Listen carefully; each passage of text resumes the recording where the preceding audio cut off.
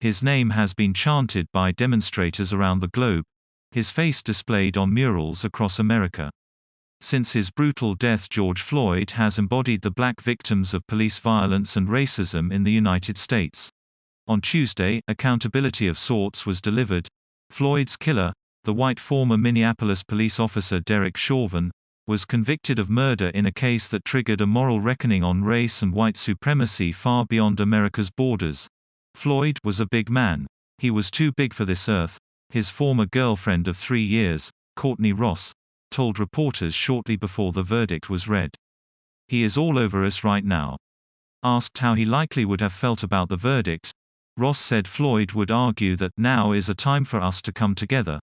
The 46-year-old Floyd died under Chauvin's knee on May 25, 2020 in the U.S. city of Minneapolis.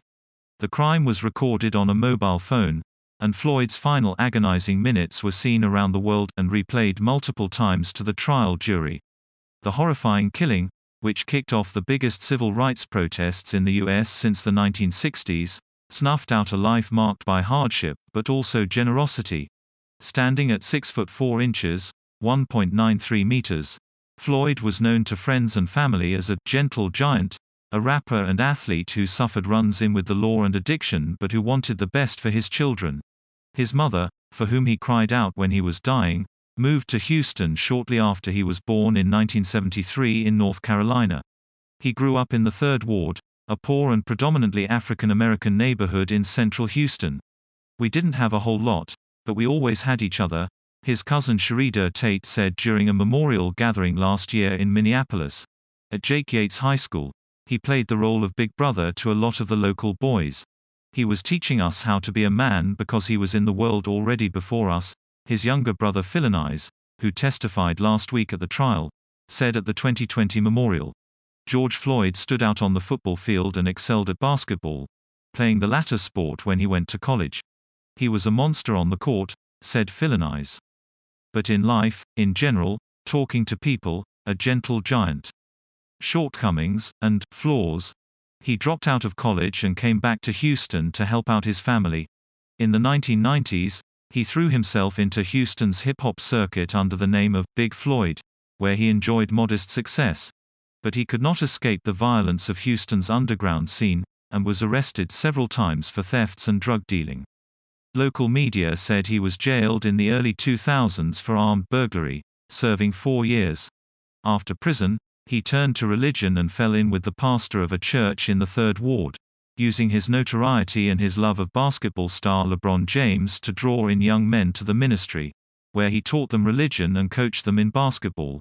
Floyd moved to Minneapolis in 2014 for a change of scenery, and to look for more stable employment to help support the mother of his newborn daughter Gianna. He worked as a truck driver for the Salvation Army and then as a bouncer at a bar, a job he lost when the city's restaurants shut down because of the coronavirus pandemic.